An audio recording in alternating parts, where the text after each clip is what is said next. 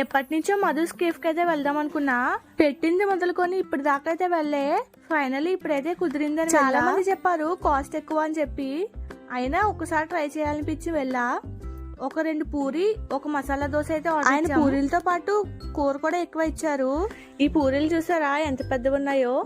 ఈ పూరీలాగా ఆయన మనసు కూడా పెద్దదేమో, ఎక్కువ కూర కూడా ఇచ్చారు. నెక్స్ట్ మసాలా దోశ చెప్పాం కదా, అక్కడే వేసి ఇచ్చారు. ఆ కిచెన్ చూసారా ఎంత పెద్దది ఉందో, అది కట్టడానికి ఎన్ని కోట్లు అయి ఉంటాయి.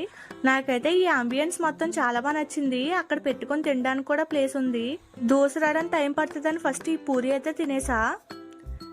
టేస్ట్ అయితే బాగుంది, కానీ మా ఇంట్లో చేసుకున్నది అయితే ఇంకా బాగుంటది అనిపించింది. ఇది తింటూ ఉండగానే దోశ కూడా వచ్చేసింది, అది కూడా తినేసా. టేస్ట్ అయితే బాగుంది. అందులో 2 చట్నీలు అయితే ఇచ్చారు. నాకైతే టేస్ట్ రావట్లేదు, ఎందుకో తెలియట్లేదు. కానీ నాకు తర్వాత అర్థమైంది, ఏం తిన్నా నాకు చేదుగానే ఉంది. నాకు ఫీవర్ వచ్చి తగ్గింది, అందుకే నోరంతా చేదుగా అనిపించింది. ఏం తిన్నా నేను ఫుడ్ అయితే ఎంజాయ్ చేయలేదు. వీటి కాస్ట్ వచ్చేసి ఒక్క దోశ మసాలా దోశ అయితే 70 పడింది. ఆ 2 పూరీలు కూడా 70 పడింది.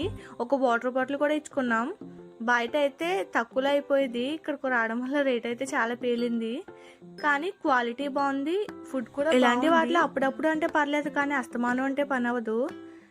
ఈ టిఫిన్ ని ఈ సాంబార్లో ముంచుకుంటే చాలా బాగుంది. ఇక్కడ సాంబార్ అయితే నాకు చాలా బాగా నచ్చింది. ఓకే బాయ్ ఫ్రెండ్స్, మళ్ళీ కలుసుకుందాం. సబ్స్క్రైబ్.